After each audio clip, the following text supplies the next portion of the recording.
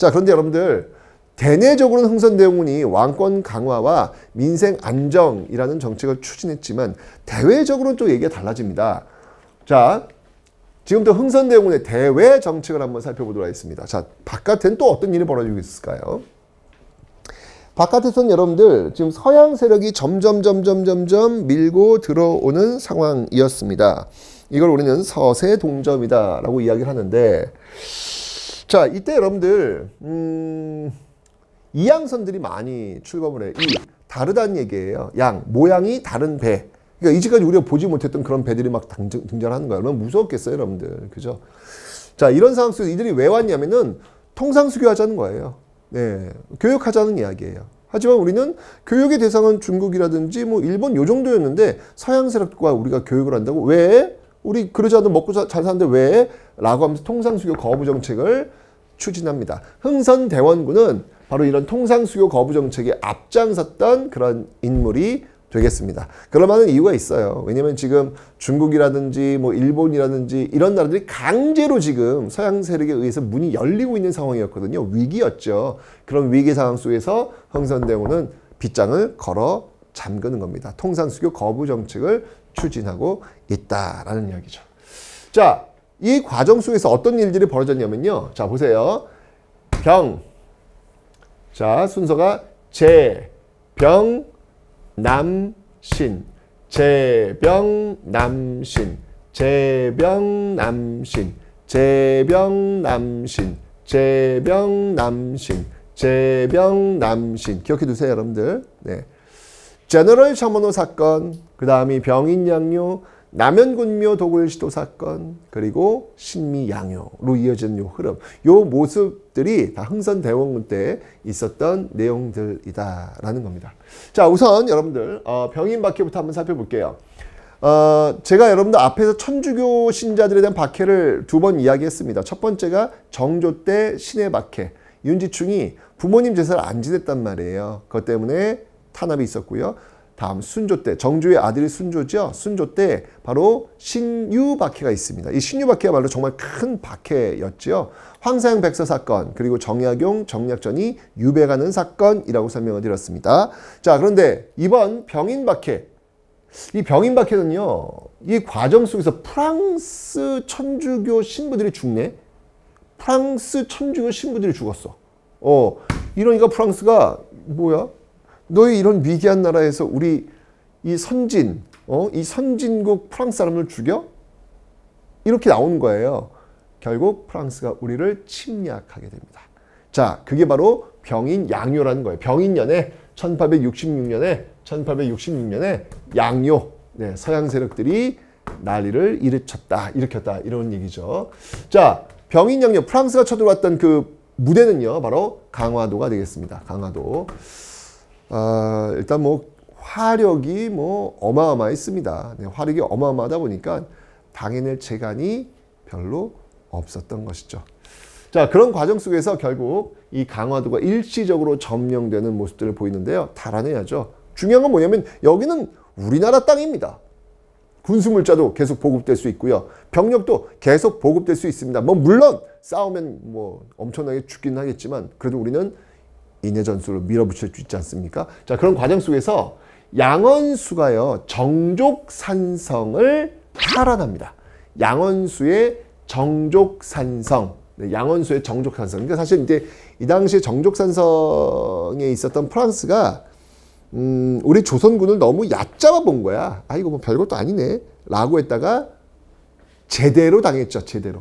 양원수 부대에 의해서 제대로 당하면서 결국은 물러나게 되었다.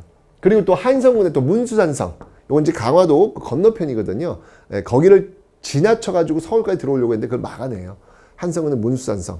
그러니까 그 엄청난 그 화력 속에서 우리가 참 많이 고전은 합니다. 여러분들 이게 포가 달라요. 포가. 프랑스의 포 같은 경우에는 정확히 조준을 해가지고요. 때리잖아요. 그러면 퓨 오면요. 꽝 터져요. 이게 이제 이 프랑스 부대가 갖고 있었던 그 포의 위력입니다. 근데 우리나라의 포는요, 이게 효과음이 달라요. 지금 프랑스 부대가 쏘면, 조준해서 쏘면 퓨! 빵이잖아요. 근데 우리나라는요, 쏘죠? 퓨! 하면은 쾅이 아니라 쿵이에요. 예, 쿵이에요. 무슨 말이냐면 터지질 않아요.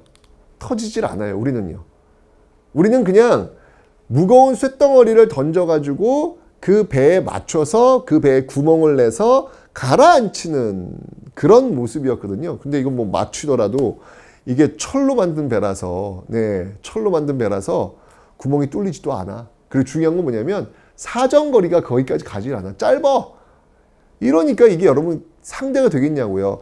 훨씬 더 먼 사정거리를 갖고 있는 프랑스가 포를 그냥 조준해서 정확히 때리면 그 파괴력이 엄청나니까 되겠냐고요. 많이 어려웠죠. 많이 어려웠지만 다시 한번 얘기했죠. 그 많은 희생에도 불구하고 이곳은 우리의 나라입니다.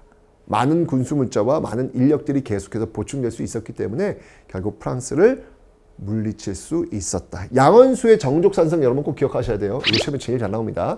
양원수의 정족산성, 양원수의 정족산성, 강화도에서 양원수 정족산성이 바로 이 병인양요에서 제일 중요한 사건이다라는 거. 또 하나 병인양요의 원인은 바로 병인박해였다라고 하는 사실. 병인양요의 원인은 바로 병인박해였다는 사실도 꼭 기억을 좀 해놓으시면 되겠습니다. 됐죠?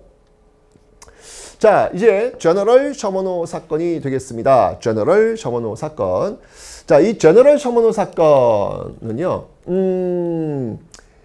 이게 사실은 이제 병인박해 그 이후에 나오게 된 사건인데 평양에 이 미국인들이 들어와요. 미국인들이 들어왔는데 사실 우리나라 사람들이요 착합니다. 예, 착해요. 그래서 외국인들이 오면 뭐 진짜 먹을 것도 주고요, 물도 주고 쫙 그래요. 그런데 이들이 밤에 배에 내려가지고 그 평양 지역에 상륙해서 난동을 부려요. 아니 잘해줬는데 난동을 피워? 이놈들 가만히 냅두면 안 되죠. 여기 또 이게 한번 이게 돌면 좀 무섭지 않습니까? 결국은 박규수를 중심으로 한 평양감사, 박규수를 중심으로 한 평양 군민들이 힘을 합쳐가지고 이 제너럴 셔머노를 불태워버려요.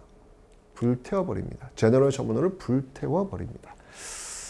자, 이러면서 여러분들 미국인들이 이제 죽게 되는 것이고, 요거 나중에 또 문제 벌어지겠지요? 오케이. 요게 이제 문제가 벌어지기 나중에 이제 신미양요가 되는 거예요. 근데 이 신미양이 벌어지기 전에, 또 엄청난 일이 벌어져요. 이 오페르트라는 독일인이 남연군묘, 이 남연군이 누군지 아십니까? 흥선대원군의 아버지예요. 당시 권력의 실세, 흥선대원군의 아버지 묘를 도구를 해. 그 시신을 탈취해가지고 통상수교를 거부하고 있는 흥선대원군과 딜을 하겠다는 거예요. 이런 나쁜 놈, 이거 욕 나오지 않습니까? 아니, 아무리 우리가 뭐 못 사는 나라고 우리가 좀 그렇다 할지라도 어떻게 죽은 사람의 시신을 탈취해가지고 그거를 인질 삼아가지고 통상수교 협상을 하겠다? 이 발상 자체가 아주 더러운 거죠, 여러분들. 말도 안 되는 거죠. 그죠? 어쨌건 이 오페르트의 남연군묘 도굴시도, 이건 충청도 덕산 예산 쪽에 있는 곳인데요. 여기서 이런 걸 했는데 결국 이 지역에 있는 그 군민들이 막아냅니다. 예, 막 돌 던지고 막 진짜 아이고 있을 수 없는 일이 벌어지죠. 이게 바로 오페르트 남연군묘 도굴 시도 사건 기억하시면 되겠네요. 자, 그러다가 1871년 드디어 미국이 제너럴 셔머노 사건이 빌미돼가지고 쳐들어오게 됩니다. 역시 이 무대는 강화도였습니다. 근데 여러분 미국은요 정말 강력한 부대였어요. 왜냐하면 미국은 그 남북전쟁이 있잖아요. 예, 남북전쟁을 수행했던 실전 경험이 있는 부대입니다. 여러분들 실전 경험이 있는 부대와 실전 경험이 없는 부대는 이건 하늘과 땅 차이예요. 정말 이 남북전쟁을 통해서 전쟁이 무엇인지를 너무나도 잘 알고 있는 이 미군이 여기를 왔다. 야, 이건 게임이 될 수가 없죠. 아까 그 병인양요에서도 보았지만 무기가 되질 않아요. 그 강력한 공격 속에 결국은 강화도가 또 무너지게 됩니다. 하지만 우리가 누굽니까? 끝까지 우리의 조국을 지켜야 되겠죠. 어제연을 중심으로 해서 이 광성부에서 치열하게 이 미군과 싸우게 됩니다. 결국은 미국도 물러나게 되는 것이죠. 근데 돌아갈 때 이 수작이 장수의 깃발을 뺏어가요. 장수의 깃발을 뺏어가는데 이게 이제 미국 해군 박물관에 전시되어 있다가 우리한테 이제 임대 형식으로 다시 돌아오기는 했습니다. 프랑스도 역시 마찬가지였어요. 돌아갈 때 그 외교장각 도서를 약탈해 갔었죠. 네, 그래서 이제 KTX 떼제배 그거 계약하면서 일부 뭐 또 임대 형식으로 돌려주는 그런 모습들이 있었습니다. 자, 바로 프랑스의 외교장각 도서 약탈. 근데 이런 거 보면 여러분들 어때요? 프랑스가 아니 남의 나라 문화를 그렇게 불태우고 훔쳐가고 그리고 오페르트 독일인이 이렇게 지금 남의 나라 그 실세 권력의 실세 그 아버지의 묘를 파헤쳐가지고 그 시신을 탈취해서 협상하려는 이 모습 그리고 미국 미국도 역시 마찬가지로 또 이렇게 장수깃발 또 훔쳐가는 어떤 이런 모습들 그리고 이제 강화도에 와가지고 그 공격되는 그런 모습들 정말 그 제국주의의 모습들이 나오지 않습니까? 문명국가라고요, 이들이. 아이고, 문명국가가 웃겠다. 예.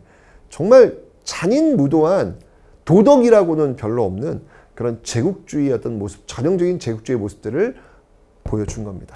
그러니까 솔직히 이제 이런 모습들을 당하니까 가만히 있을 수 있겠어요? 네, 이런 더러운 놈들하고는 상종을 못하겠다. 더욱더 통상수교 거부 정책을 강화시키는 모습으로 갈 가능성이 높죠.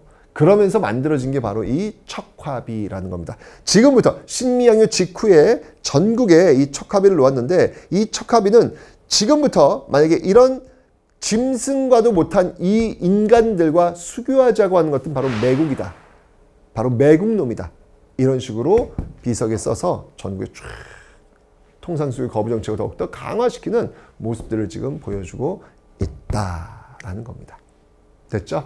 자, 이렇게 해서 흥선대원군 때 대내적으로는 왕권 강화와 민생 안정, 왕권 강화를 위해서는 비변사를 폐지하고 경복궁을 중건하고 그리고 서원을 정리했던 그런 모습들이 있었죠. 민생 안정을 위해서는 호포법과 사창제를 시행하는 모습이 있었습니다. 그리고 대외적으로는요. 통상수교 거부정책, 재병남신, 병인양요의 원인이 병인 박해였고 신미양요의 원인이 바로 제너럴 셔머너 사건. 그죠? 자, 이 과정 속에 프랑스와도 물리쳤고 미국도 물리친 어떤 그런 모습들 통해서 결국은 지켜내는 모습들을 보이고 있더라 라고 하는 사실. 병인양요에서는 양원수의 정족산성 싸움을 기억하시고 신미양요에서는 어제연의 광성보 전투를 기억하시라 라는 말씀을 드리겠습니다. 자, 여기서 지금 흥선대원군이 지켜내려고 했던, 만들려고 했던 세상은 어떤 세상일까? 그 세상은 바로 근대의 모습이라기보다는 예전 왕조체제의 모습, 그 모습을 다시 구축하려는 모습이 아니었을까. 왕권 강화의 나라니까. 그죠? 결국 어찌 보면 흥선대원의 개혁은 맞아요. 잘했어요. 하지만 전체적으로 흥선대원군이 가고자 하는 방향은 발전적인 어떤 방향보다는 뒤쪽으로 가는 그런 방향이 아니었을까. 그래서 제가 앞에서 설명드린 거예요. 열심히 성실히 사는 것 좋다. 하지만 열심히 성실히 사는 그 모습의 방향성은 가질 필요가 있겠다. 그 방향성에 대한 고민은 필요하겠다. 그걸 가지려면 어떻게 해야 될까? 그래서 역사를 배워야 되는 것이다. 라는 말씀을 드리면서 흥선대원군의 정책 마무리하도록 하겠습니다.